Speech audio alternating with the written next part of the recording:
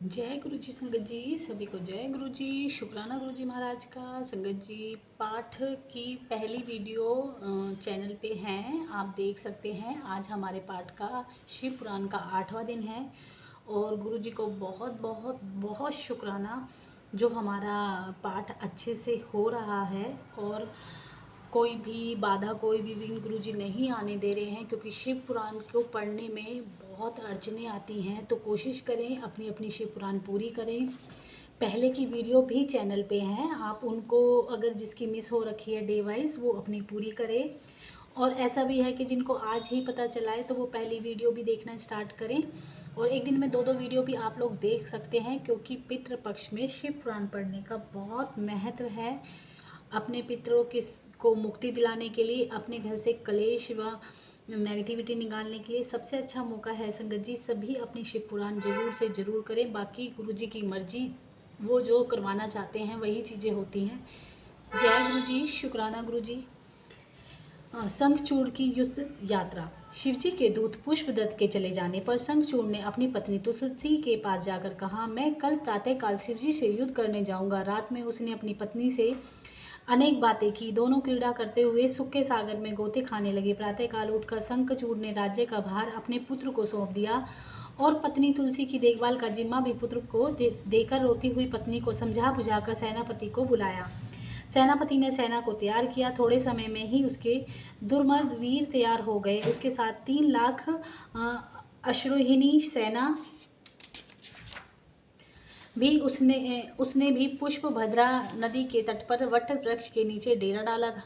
वहां से उसने शिवजी की सेना को अवलोकन किया। शंखचूड़ ने शिवजी के पास अपना दूत भेजकर सूचित किया कि युद्ध के लिए आ गया हूँ। शिवजी ने दूत से कहा, तुम जाकर अपने स्वामी से कहो कि देवताओं से वैर त्याग कर अपने संधि करने में ही भलाई है। प्राणियों का विरोध बहुत बुरा होता है। तुम ऋषि कश्यप की संतान हो। इस पर दूत बोला, हे नाथ, आपने जो कुछ भी कहा वह सत्य है, परंतु सारा दोष असुरों का ही नहीं है।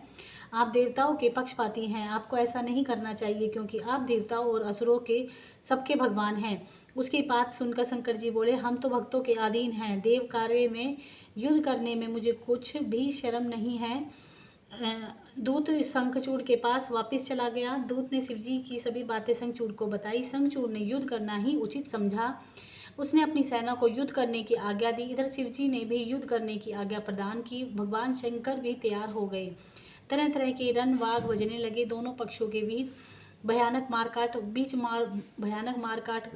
करने लगे। महेंद्र का वृष परवा के साथ युद्ध करने लगा। विष्णु का दंभ के साथ कालका और कालका सुर के साथ कोकर्ण और हुतासन के साथ कुबेर का काले के साथ, विश्वकर्मा का मलय के साथ, मला के साथ, भयंकर से मृत्यु संहार से यम कालंबिक के साथ वरुण युद्ध करने लगे। अभी तक पुत्रों सहित भगवान शंकर वृक्ष मूल में बैठे रहे। सारी पृथ्वी कटे वीरों और वाहनों से पट गई। समस्त दैत्यों से पराजित होकर इधर उधर भागने लगे। क्रुद्ध देवता भगवान शंकर की शरण में गए।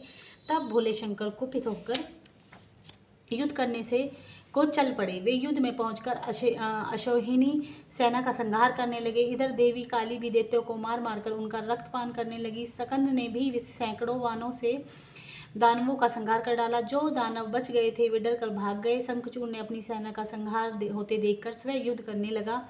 वह कान तक धनुष को खींचकर बाण छोड़ने लगा। इससे युद्ध के मैदान में अंधकार छा गया। उसकी इस माया को शिवजी के गण और देवता भी नहीं समझ सके। शंखचूड़ ने सकंद पर शक्ति का प्रहार किया। इससे शंखचूड़ के रथ का सकंद में चकनाचूर करके उसके कवच कुंडल किरीट आदि को ध्वस्त कर दिया। शंखचूड़ ने सकंद पर शक्ति का वार करके पृथ्वी पर गिरा दिया। काली सकंद को उठाकर शिवजी के पास ले गई। शिवजी ने उसे जीवन दान प्रदान किया और युद्ध करने लगे। वीरभद्र और शंखचूड़ ने घोर युद्ध होने लगा। काली दानव वीरों को चबाने लगी। देवी भद्रकाली युद्ध के क्षेत्र में भयानक सिंह नाद करके गर्जना करने लगी। इसकी गर्जना से अनेक दानव मूर्छित हो गए। विकराल दांतों वाली चंडी राक्षसों का रक्तपान करने लगी। शंखचूड़ स्वयं काली के साथ युद्ध करने लगा। काली ने शंखचूड़ पर बाणों की वर्षा की, जिससे शंखचूड़ ने शांत कर दिया। इस पर काली ने नारायण अस्त्र चलाया। इस पर शंखचूड़ ने रथ से उतरकर नारायण अस्त्र को प्रणाम करने लगा। इससे वह अस्त्र शांत हो गया। अब देवी ने ब्रह्मास्त्र का प्रयोग किया, परंतु शंखचूड़ ने उसे भी शांत कर दिया। देवी काली शंखचूड़ द्वारा छोड़े गए बाणों को चबाने लगी। देवी काली घोर गर्जना करने लगी। इससे राक्षस सेना भयभीत होकर भागने लगी। अब देवी काली ने पाशुपत अस्त्र चलाया, परंतु आकाशवाणी ने उसे रोक दिया, क्योंकि शंखचूड़ की मृत्यु पाशुपत से अस्त्र से नहीं होनी थी। धीरे धीरे देवी भद्रकाली 100 लाख दानवों का भक्षण कर गई। वह शंखचूड़ को भी खाने के लिए दौड़ी, परंतु शंखचूड़ के रोदास्त्र ने उसे रोक दिया। शंखचूड़ ने देवी भद्रकाली पर अनेक अस्त्रों का प्रयोग किया, परंतु उन्होंने उन सबको खंड खंड कर दिया तथा उसके चक्रादि को लील गई। अब काली ने अपनी मुष्टि प्रहार से शंखचूड़ को पृथ्वी पर गिरा दिया। इसके पश्चात देवी ने उसे घुमाकर उस पर ऊपर फेंक दिया, परंतु वीर प्रतापी शंखचूड़ वेग से कूदकर पृथ्वी पर खड़ा हो गया। आकाशवाणी ने देवी काली को बताया कि शंखचूड़ केवल शिवजी के द्वारा ही मारा जा सकता है। इससे शिवजी वृषभ पर चढ़कर युद्ध में भूमि में पहुंच गए। शिवजी को देखकर शंखचूड़ ने रथ से उतरकर उन्हें प्रणाम किया। फिर विमान पर आरूढ़ होकर भगवान शिव से युद्ध करने लगा। उसने 100 वर्ष तक शिवजी के साथ युद्ध किया। वे आपस में विभिन्न अस्त्रों से युद्ध करते रहे। वीरभद्र और नंदी ने भी उनके अस्त्रों को मार गिराया। शेष बच्चे दैत्य डर कर भागने लगे। अपनी सेना को भागते देखकर शंखचूड़ ने उन्हें रोका और शिवजी पर मेघवत बाणों की वर्षा करने लगा। वह अदृश्य होकर शत्रु सेना में भय फैलाने लगा। देवता उसकी माया को समझ नहीं सके। भगवान भोले शंकर ने उसके वध के लिए अपना त्रिशूल उठाया और त्रिशूल का तेज सहन करना तेजस्वियों के लिए भी मुश्किल था। आकाशवाणी ने महादेव को त्रिशूल चलाने से रोक दिया। आकाशवाणी ने कहा, आप वेद मर्यादा का नाश न करें। इसके पास अब तक विष्णु का दिया कवच और पतिव्रता पत्नी है, तब तक नहीं मारा जा सकता जब तक शिवजी ने त्रिशूल को रोक लिया। इसके बाद शिवजी ने विष्णु जी का स्मरण किया। विष्णु जी वहां आए। विष्णु जी ने वृद्ध ब्राह्मण का वेश बनाकर शंखचूड़ के पास जाकर उससे भिक्षा में कवच मांगा। शंखचूड़ ने अपना कवच उन्हें भिक्षा में दे दिया। इससे विष्णु जी शंखचूड़ का वेश धारण कर उसकी पत्नी तुलसी के पास गए और तुलसी के साथ रमन करने लगे। इस समय मिलते ही शिवजी ने विजय नामक शूल शंखचूड़ पर चलाया। इससे उसका संहार हो गया। आकाश में दुदंबी बजने लगी। देवता को फूलों की वर्षा करने लगे। शंखचूड़ भी शाप मुक्त हो गया। उसकी अस्थियों से एक प्रकार के शंख की जाति पैदा हुई। भगवान श्री हरि ने देवताओं के कार्य हेतु ब्राह्मण का रूप रखकर शंखचूड़ से कवच मांगा और फिर शंखचूड़ का रूप धारण कर उसकी पत्नी तुलसी के पास गए। तुलसी ने उसे अपना पति समझकर सिंहासन पर बैठाकर चरणामृत लिया और उन्हें पान का बीड़ा देकर युद्ध के समाचार पूछे। तब उन्होंने बताया कि हे प्रिय, ब्रह्मा जी के द्वारा हम दोनों में संधि हो गई है। इस कारण शिवजी चले गए और मैं तुम्हारे पास आ गया हूँ। फिर विष्णु जी तुलसी के साथ रमन करने लगे। भोग के समय तुलसी ने उन्हें दूसरा मनुष्य जानकर श्राप देने को तैयार हो गई। तब विष्णु जी अपने असली रूप में प्रकट हो गए। तुलसी अपना पतिव्रत भंग जानकर क्रोध से भरकर उनसे बोली, हे विष्णु, तुमने दया नहीं है, तुम्हारा हृदय पाषाण के समान है, तुम पत्थर बन जाओ। तुम्हें दया का सागर कहना गलत है। तुम छल से अपने भक्त का वध कराया है। इतना कहकर वह विलाप करने लगी। उसका विलाप देखकर श्री हरि ने शिवजी का स्मरण किया। तब वहाँ शिवजी प्रकट होकर तुलसी को संसार की नश्वरता की बात समझाने लगे। उसे उसकी तपस्या का फल प्रदान किया। उससे कहा कि तुम दिव्य रूप धारण कर बैकुंठ में श्री हरि के साथ रमन करो। तुम एक रूप से नदी और दूसरे रूप से तुलसी नामक वनस्पति बनोगी। क्षीर सागर की तुम पत्नी भी बनोगी।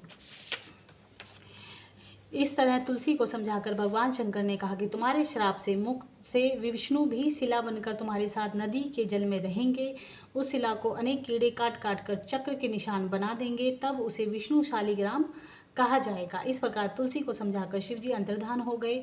तुलसी भी शरीर को त्याग कर दिव्य रूप धारण करके विष्णु जी के साथ वैकुंठ को चली गई। इसके बाद तुलसी गंडकी नदी होकर बहने लगी। विष्णु जी नदी के तट पर पत्थर बन गए। कीड़ों ने उस पत्थर को काट काट कर चक्र के निशान बना दिए। वे पत्थर बड़ी ही पुण्यदायक हुए। एक बार भगवान शिव पार्वती जी के साथ काशी नगरी में आए। वे काशी को अपनी राजधानी बनाकर रहने लगे। भैरव को काशी नगरी का रक्षक बनाया गया। वे वहां तरह तरह की लीला करते हुए सुखपूर्वक रहने लगे। इसी प्रकार वे मद्राचल पर्वत पर भी पार्वती के साथ विहार करते रहे। एक बार पार्वती जी ने खेल खेल में अपने कमल रूपी हाथों से भगवान शिव के नेत्रों को बंद कर दिया। इसका परिणाम यह हुआ कि संसार में अंधकार का राज्य हो गया एवं विकराल मुख वाला जटाधारी सांवले रंग का विकृत रोम वाला अंधा मनुष्य उत्पन्न हुआ होकर नाचने लगा। उसको देखकर पार्वती आश्चर्य में पड़ गई। उन्होंने भगवान शंकर से पूछा, हे स्वामी, यह मनुष्य कौन है? इस पर वे हंसकर बोले, यह तुम्हारा पुत्र ही है। तुम्हारे द्वारा मेरे नेत्र बंद कर देने से मेरे पसीने के द्वारा उत्पन्न हुआ है। इसको तुमने ही रचा है। अब तुम अपनी सखियों और गणों की सहायता से इसकी रक्षा करो। तब पार्वती जी ने उसकी रक्षा का प्रबंध किया। उसी समय हिरण्याक्ष नाम का दैत्य पुत्र की इच्छा से भगवान शंकर की आराधना कर रहा था, तो वे उस पर वरदान करने हेतु उसके पास गए। हिरण्याक्ष ने कहा, प्रभु, मेरे भाई हिरण्यकश्यप के प्रहलाद आदि 5 पुत्र हैं। मैं पुत्रहीन हूँ। पुत्री शिवजी ने उससे कहा कि मेरा अंधक नाम का पुत्र तुम्हारे जैसा ही शक्तिशाली है। तुम उसे पुत्र रूप में स्वीकार कर लो। तब उस दैत्य ने शिव पार्वती की प्रदक्षिणा की और अंधक को पुत्र रूप में स्वीकार कर लिया। शिवजी वरदान देकर अंतर्धान हो गए।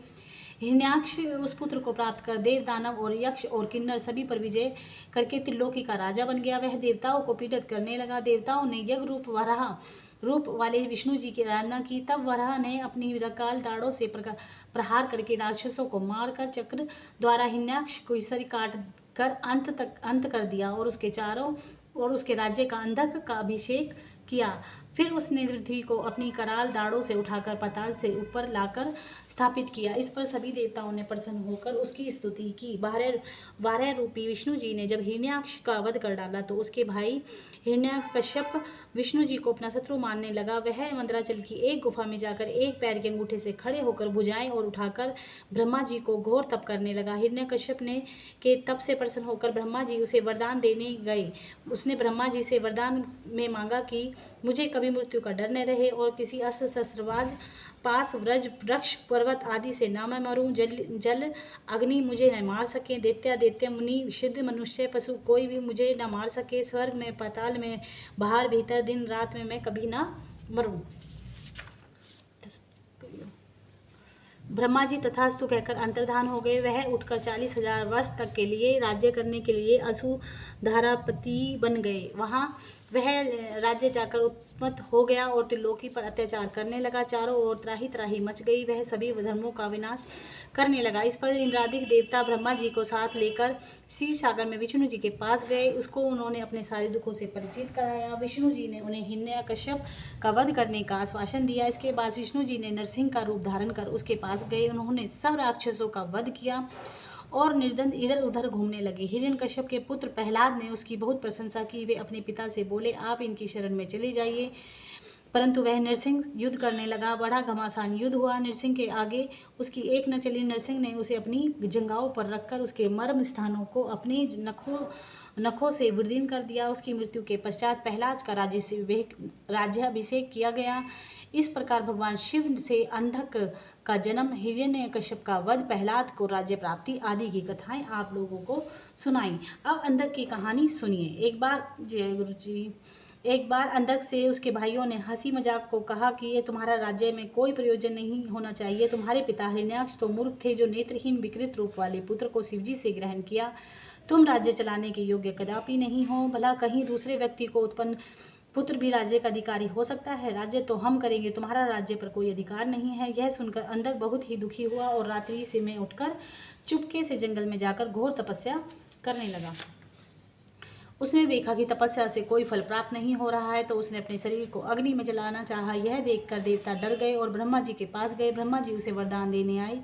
उसने ब्रह्मा जी से अमरता मांगी और कहा, मेरे नैनों से फिर से रोशनी आ जाए, राज्य मुझे प्राप्त हो और प्रहलाद आदि मेरे भाई मेरे भृत्य बन जाए। मेरी मृत्यु किसी व्यक्ति द्वारा ना हो, यहाँ तक कि श्री हरि और स्वयं शिवजी भी मुझे ना मार सकें। ब्रह्मा जी ने कहा, यह संभव नहीं है कि तुम कोई अन्य वरदान मांगो। इस पर अंधक ने कहा, मैंने जो बातें कही हैं वे तो मुझे मिलने, परंतु शिवजी को छोड़कर मुझे कोई और दूसरा ना मार सके। ब्रह्मा जी तथास्तु कहकर अंतर्धान हो गए। वह घर आ गया और अपना राज्य प्राप्त किया। प्रहलाद आदि सब भाई उसके भक्त हो गए। वह करोड़ों वर्षों तक राज्य करता रहा, परंतु बाद में एक कुसंगति में पड़ गया। उसने उस वेद मार्ग पर चलना छोड़ दिया।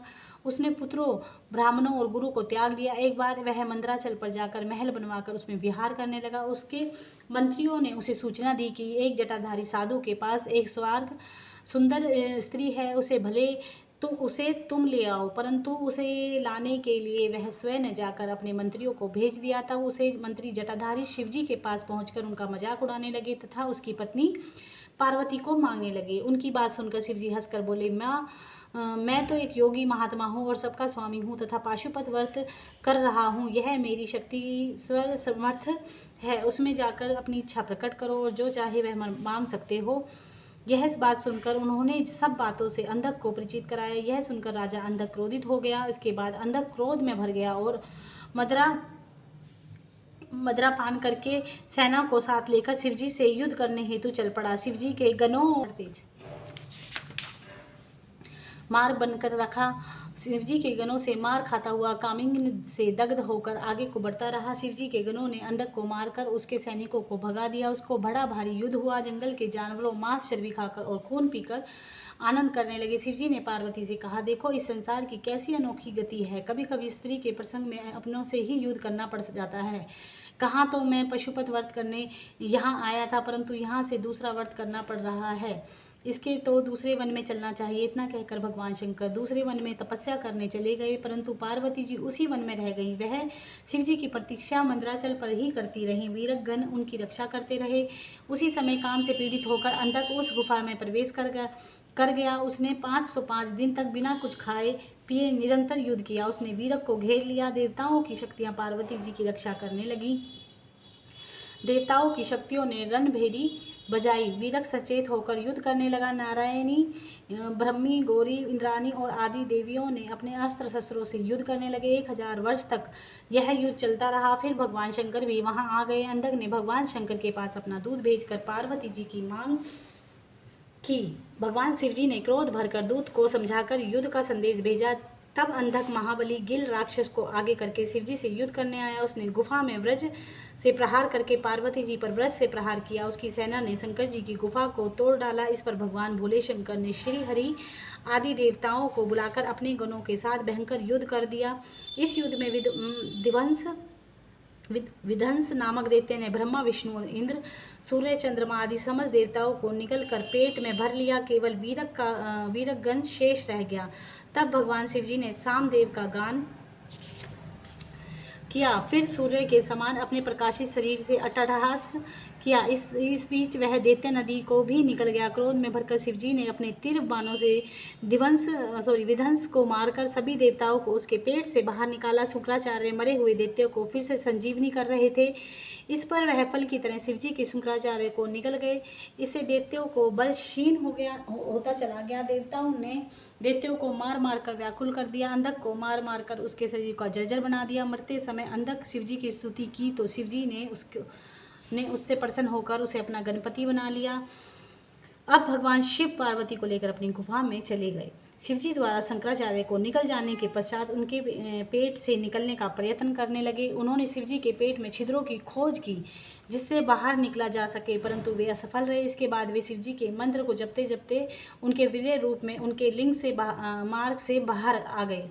उन्होंने बाहर आकर शिवजी को प्रणाम किया। पार्वती जी ने शंकराचार्य को पुत्रवत मानकर विघ्न रहित कर दिया। शंकराचार्य को देखकर दया के सागर महादेव बोले, हे भृगनंदन, तुम जिस प्रकार मेरे लिंग के द्वारा मेरी शुक्र वीर्य से होकर निकले हो, इसलिए तुम्हारा नाम शुक्राचार्य होगा। जय गुरु जी। ओम नमः शिवाय। बहुत समय पहले की बात है कि शुक्राचार्य ने वाराणसी बनारस में जाकर विश्वनाथ शिवजी का ध्यान करके भारी तप किया। वहां पर उनका ज्योतिर्लिंग स्थापित कराकर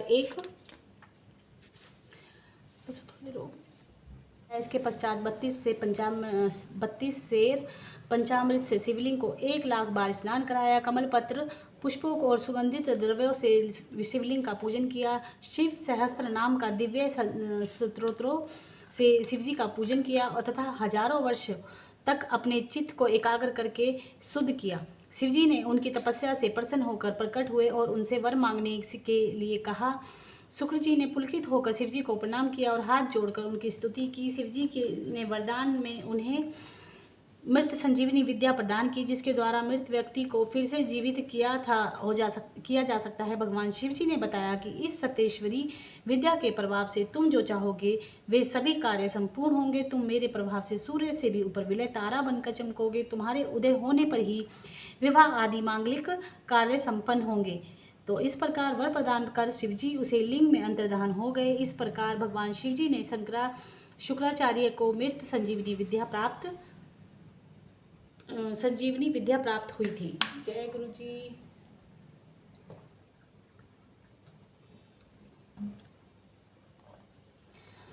व्यास जी संत कुमार जी से बोले, अब बानासुर को गणपत्य पद की प्राप्ति की पवित्र कथा को सुनाइए। संत कुमार जी ने बताया, मरीचि के पुत्र कश्यप जी हुए प्रजापति दक्ष ने कश्यप जी को अपनी 13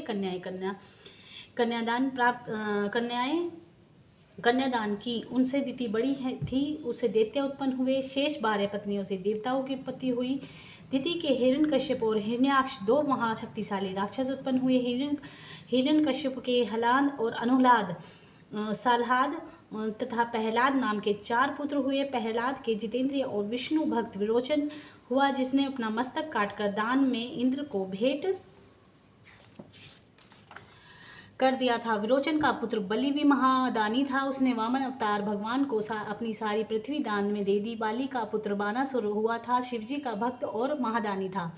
बानासुर ने तीनों लोकों पर विजय कर शोणित नाम की नगरी बसाई। एक बार बानासुर ने वाग द्वारा शंकर भगवान को तांडव नृत्य द्वारा प्रसन्न किया।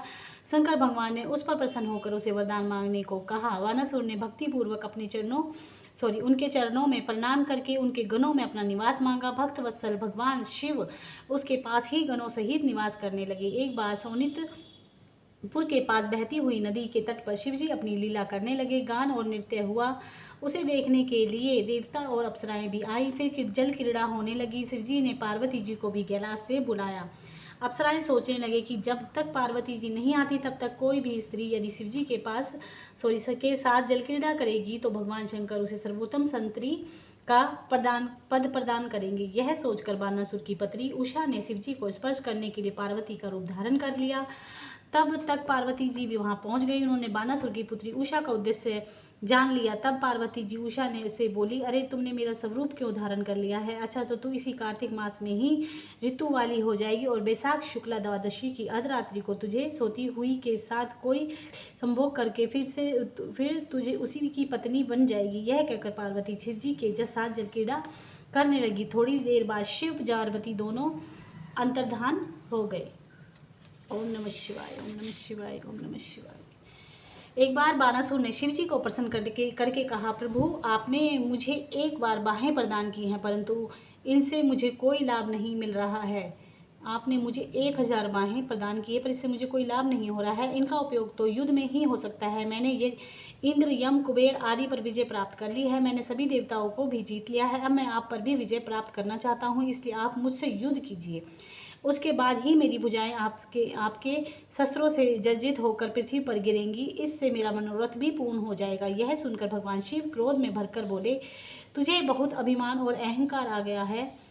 भक्त बलि के कुल में जन्म लेकर तुझे यह अभिमान शोभा नहीं देता, इसलिए तुझे शीघ्र ही अपने अभिमान की शांति मिलेगी। किसी शक्तिशाली व्यक्ति से अकस्मात तेरा युद्ध होगा और तेरी ये पर्वतकार विशाल भुजाएं एक एक करके पृथ्वी पर कट कट कर गिरेंगी। जब तेरी स्थापित शस्त्रशाला में उत्पाद मचेगा तब समझ लेना कि बुरा समय निकट है। यह सुनकर बानासुर ने दिव्य पुष्पों से भगवान शंकर का पूजन किया और प्रणाम कर घर लौट आया। एक दिन की बात है कि बानासुर अपनी ध्वजा को देखकर प्रसन्न मन से सोचने लगा कि ऐसा कौन पराक्रमी है जिससे मेरा युद्ध होगा।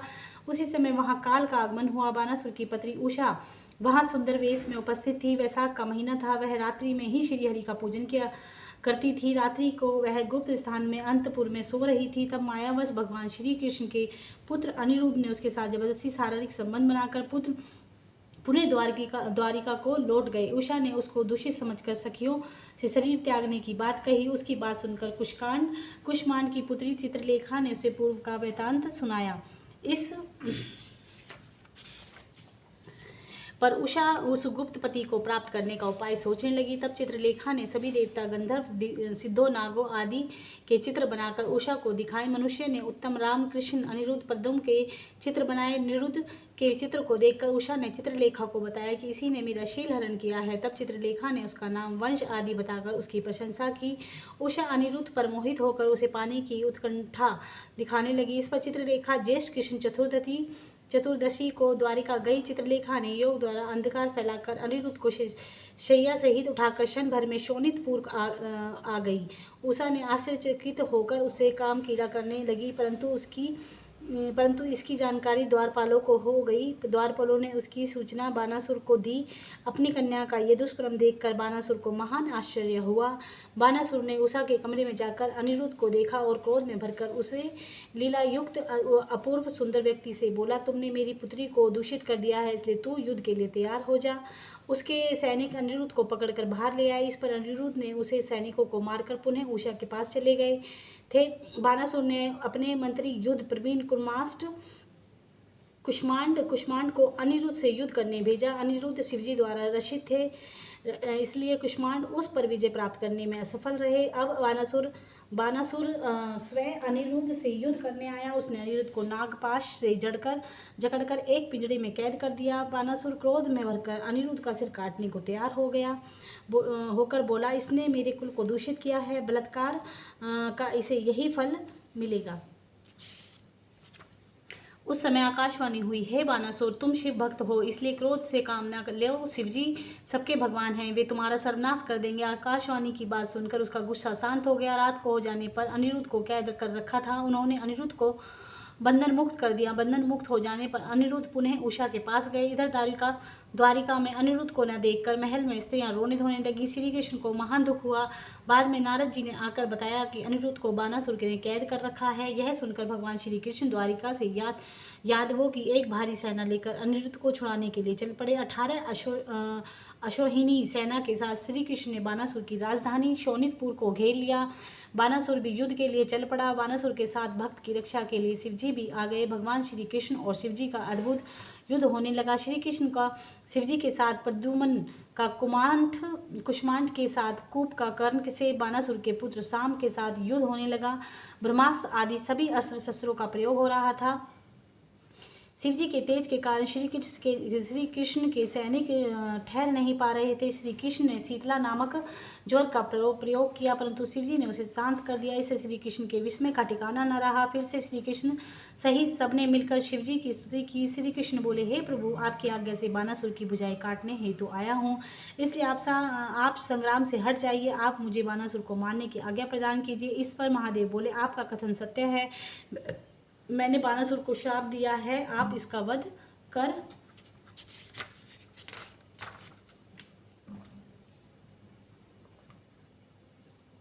सकते हैं। तब श्री कृष्ण ने जी भ्रन करके बानासुर की भुजाएं काट डाली। जब बानासुर की केवल 2 भुजाएं शेष रह गई, तब बानासुर युद्ध बंद करके भगवान श्री कृष्ण को अंतपुर में ले गया और वहां उसने अपनी कन्या को अनिरुद्ध को सौंपकर रत्नादि का महान दहेज दिया।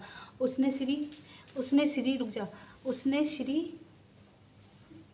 कृष्ण का महान स्वागत किया। श्री कृष्ण अपनी पौत्र वधू और पौत्र को साथ लेकर कुटुंब सहित द्वारिका गए और वहां पर भारी उत्सव मनाया गया। बानासुर अपनी अज्ञानता पर शिवजी के साथ जाकर रोने लगा। उसने हस्त पदन्यास युक्त तांडव नृत्य किया। शिवजी उसके नृत्य पर प्रसन्न हो गए और उसके वर मांगने के लिए कहा। उसने शोणितपुर का राज्य उषा के पुत्र के लिए मांगा और अपना दैत्यवश से विनाश की प्रार्थना की। शिवजी ने उसे गणपत्य पद प्रदान किया। जब देवों की भलाई में देवी ने महिषासुर का वध कर दिया, तो महिषासुर के पुत्र गजासुर ने उग्र तपस्या करके ब्रह्मा जी को प्रसन्न कर लिया। उसने तीनों लोकों पर विजय कर लिया। उसने देवताओं को अपने चरणों में गिराकर प्रणाम करने के लिए विवश कर दिया और सबको महेंद्र पर्वत पर रहने की आज्ञा प्रदान की। वह विषय लोलुप बन गया।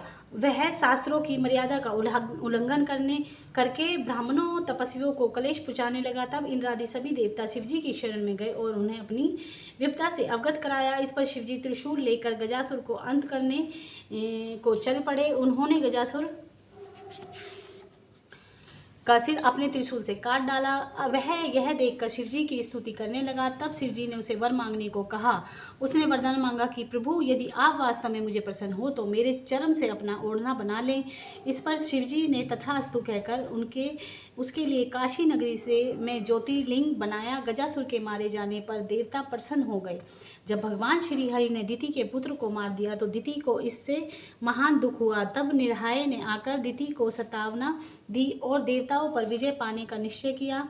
उसने दिति के पुत्र के मारे जाने का कारण ब्राह्मणों को माना, इसलिए उसने ब्राह्मणों का वध करना प्रारंभ कर दिया। काशी नगरी को ब्राह्मणों का मुख्य स्थान समझकर वह काशी पहुंच गया। वह काशी में ब्राह्मणों का वध करने लगा। निरहाय दिन में मायावी मुनियों की भांति ध्यान लगाकर उसके बीच में बैठ जाता और रात्रि होने पर ब्राह्मणों की पर्णशाला में जाकर उन्हें चीर कर खा जाता। वह एक बार शिवरात्रि के दिन एक शिव भक्त ब्राह्मण को खाने हेतु गया, परंतु वह ब्राह्मण शिव कवच पहने हुए था, इसलिए उसे न खा पाया, बल्कि शिवजी ने प्रकट होकर उसे मुष्टि प्रहार से उसका अंत कर दिया। ओम नमः शिवाय। शिवजी सदा सहाय। ओम नमः शिवाय। गुरुजी सदा सहाय। बिदल और उत्पल नाम के 2 दैत्य थे। उन्होंने तप करके भगवान शंकर से यह वरदान मांगा कि हम किसी से ना मरे। वरदान प्राप्त कर वे बहुत अभिमानी बन गए। उन्होंने सारे ब्रह्मांड पर विजय प्राप्त कर ली। उन्होंने देवताओं